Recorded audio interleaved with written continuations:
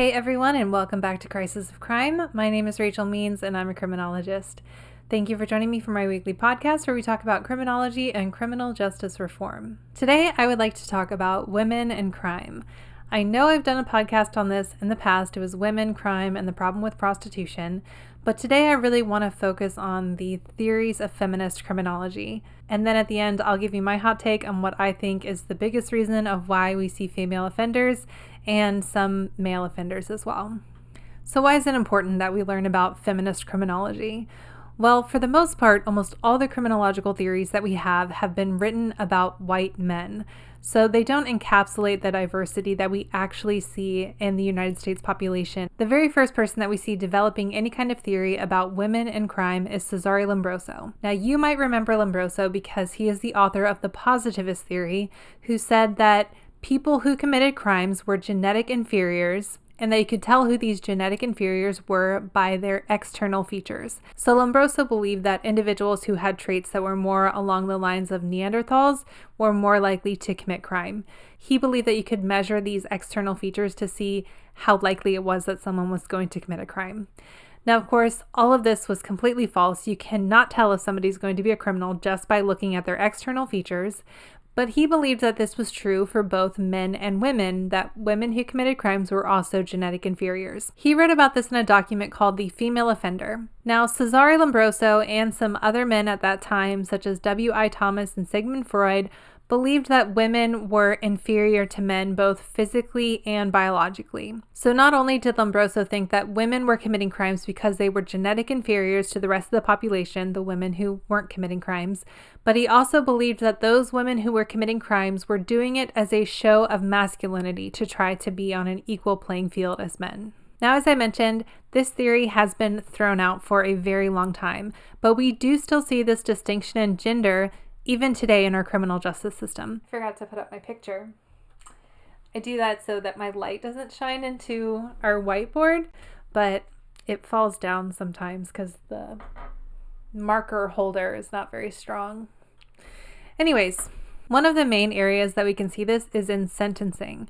So if a man and a woman commit a crime together and they should be charged with the same thing because they both played equal parts in it, the woman will usually get a lesser sentence compared to the men because women are often seen as accessories to crimes, not as people who are masterminds behind them or had any involvement in the planning. Women are also often seen as caretakers, so many judges and juries will take sympathy on them, not wanting to take them away from their families and their maternal duties. So I'm going to be talking about 4 different theories of feminist criminology today. They are the theory of liberal or liberation feminism, Marxist feminism, radical or socialist feminism, and the last is cultural difference feminism.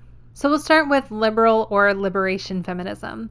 And this theory was written by 2 women, Frida Adler and Rita Simon, and they believed that as men and women became equal in society, that men and women would begin committing crimes the same way and at the same rate. Adler and Simon also believed in total equality. They believed that men and women should be treated exactly the same when going through the criminal justice system. Now, of course, where we are today, we're able to look back with hindsight 2020, triggered.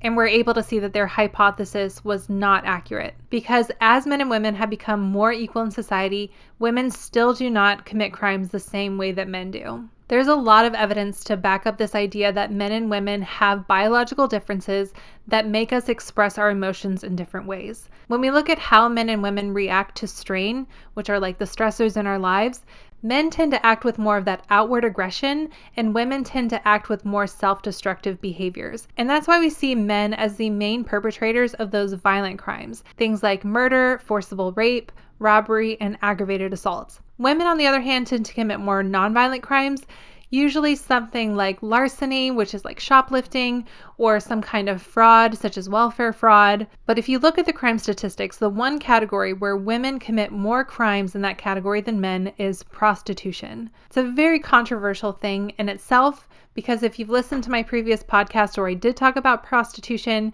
you'll remember that I said around 89% of people who are in the sex trafficking industry are there against their will. So when we treat prostitution as a crime, there's a very high chance that that person is there against their will, and then we are now punishing them for it.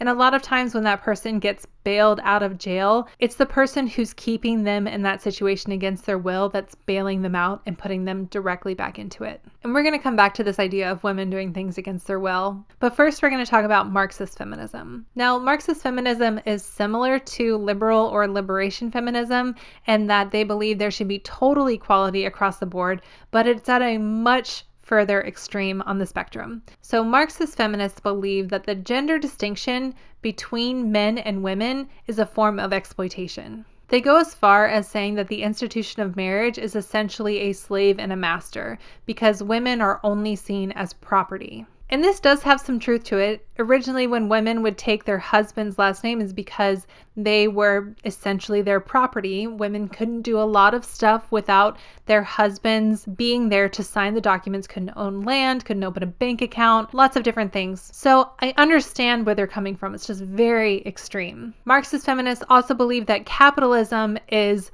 perpetuating this exploitative relationship between men and women and these gender roles that exist within it. So as I mentioned, Marxist feminists believe that everything should be completely equal.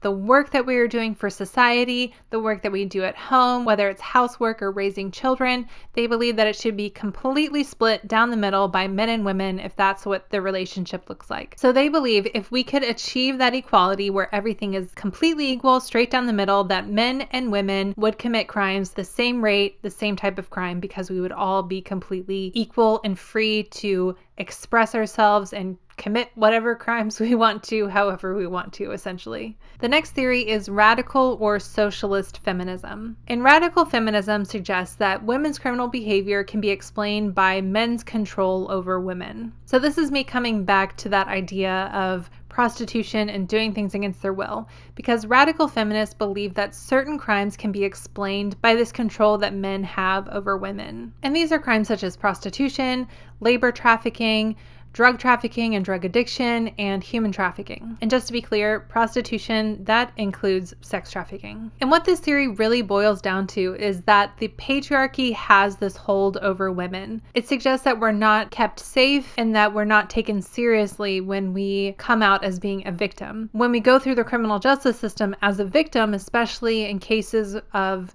crimes that are mainly perpetrated against women, such as rape and sexual assault. And I know that these crimes happen against men as well. They just happen against women at a much higher rate. But when we see women going through the criminal justice system trying to get justice for these kinds of crimes, they usually are not taken seriously. I don't know how many times I've heard a woman say, I didn't report it because nothing would have come of it, or I would have just been re-victimized and the guy or whoever did it wouldn't be punished accordingly. And we've seen this time and time after again. If we look back to the Brock Turner case where the guy raped a girl behind a dumpster when she was unconscious, and the judge was essentially saying he didn't want to ruin this young man's life, and so he only gave him 6 months in jail, which he only served 3 of them because of good behavior. Meanwhile, that woman who went through that is going to have to deal with that for every single day for the rest of her life, and then knowing that our criminal justice system failed her. We've also seen women coming forward and telling their stories about public figures who have committed a sexual assault against them or sexual harassment. And it's just across the board that when a woman comes forward to tell her truth, there is a line of people out the door waiting to discredit her or to say that she is lying. And I understand there are a very small percentage of times when someone is making a falsehood, but the fact is, for the majority of the times, it's not a falsehood, but yet it's still not taken seriously. So according to the radical feminist theory, women commit crimes because they are oppressed under the patriarchy, they're not taken seriously when they're victimized, and then they are taken advantage of and being forced into situations where they are now being criminalized for what they're doing. The last theory I want to talk about is cultural difference feminism, and this was written by a woman named Carol Gilligan. And her theory is at the opposite end of the spectrum. You might have noticed the first 3 theories that I talked about really revolved around men oppressing women and that being the reason why women offended. Well, Carol believed that men and women should not be treated the same at all, and that it was more about equity and not about equality. She believed that women were shaped by an ethic of care and that men were more shaped by justice and rights. So she was suggesting that women like to take care of everyone around them, but not so much take care of themselves. Her theory suggests that women saw taking care of themselves as being selfish, and so our drive really is to take care of those around us and to have those very maternal instincts. So that drive to take care of everyone else around us would factor into women's criminal behavior and why they committed crime.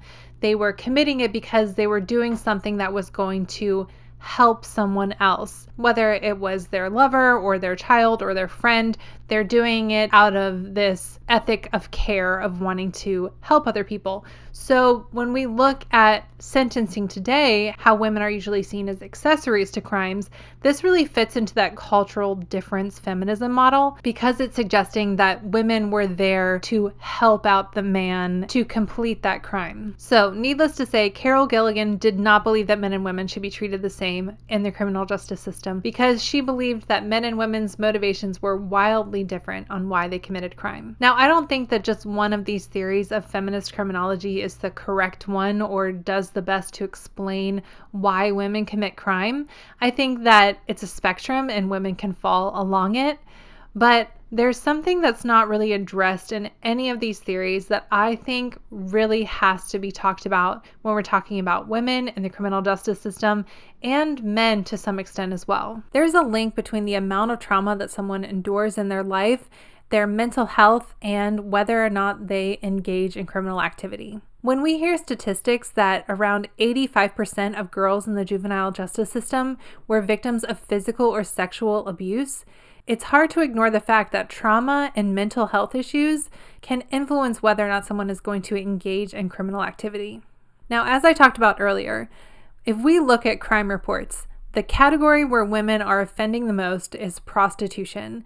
But I also said prostitution is a form of sex trafficking and a lot of women are there against their will. One of the most vulnerable population of women and young girls when it comes to human trafficking and sex trafficking is the homeless population. And studies show that around 97% of homeless women suffer from some kind of mental health issue, and around 87% of homeless women suffered from some kind of early childhood abuse. Another population of women that's more vulnerable to be taken advantage of and to enter the criminal justice system are women who struggle with substance abuse issues.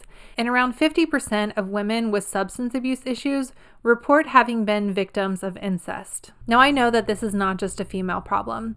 I understand that both men and women struggle with mental health issues and have experienced trauma in childhood or at some point during their lives. But when we look at the statistics of people who are suffering from mental health issues while in prison or jail, the population of women with mental health issues tends to be a lot higher than men with mental health issues. So just to kind of give you an idea, around 55% of men and 73% of women in state prisons have mental health issues. Now, back in the day, we used to have asylums where you could send someone who was criminally insane, someone who had mental health issues and had also committed a crime.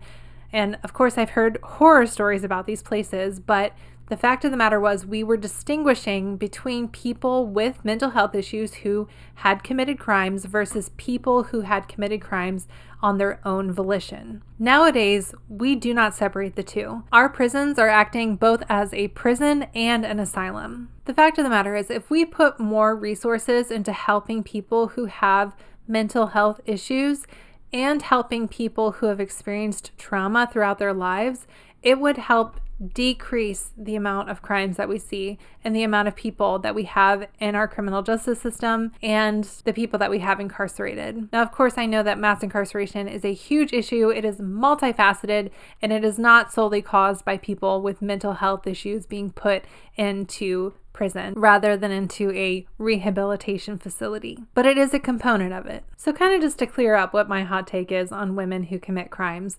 As I mentioned, the biological difference between men and women when we experience strain, how men tend to be more outwardly aggressive and women tend to be more self-destructive, that self-destructive nature of women tends to cause more mental health issues for us. And having those mental health issues can change the way that you think about things and not make you as rational. And this can take you on a path that may end you up in the criminal justice system. So I do agree broadly with the feminist theories that we talked about today. I think I probably like the radical or socialist feminist theory the most, but I do think that you have to take mental health into consideration when you're talking about why women commit crime. And just once again to reiterate, I don't think that means that you don't need to take mental health into consideration when you're talking about men. I just think based on the statistics that we see about trauma and mental health with women and young girls who are in the criminal justice system, it's something that cannot be ignored across the board. Thank you guys so much for tuning in today. Be sure to let me know what you think. Which theory do you think best explains why women commit crime? And do you think that mental health plays a big part of it? You can let me know in the comments below if you're watching this on YouTube, or you can tweet at me if you are listening to this on a podcast. You can find me on Twitter at Crisis of Crime. If you would like to learn more about me and what it is that I do, please visit my website at www.crisisofcrime.com. There you will find all of my podcasts as well as my YouTube videos and my links to social media. If you are interested in supporting me and my podcast and other videos, I do have a Patreon support tab on my website where you can sign up to become a patron. Another great way to support me is just to like and share this content. If you are interested in seeing more videos from me, please consider subscribing to my channel. You can hit the bell so you are notified anytime that I put out a new video, which is every Monday. Thank you all so much for tuning in today, and I will see you next time.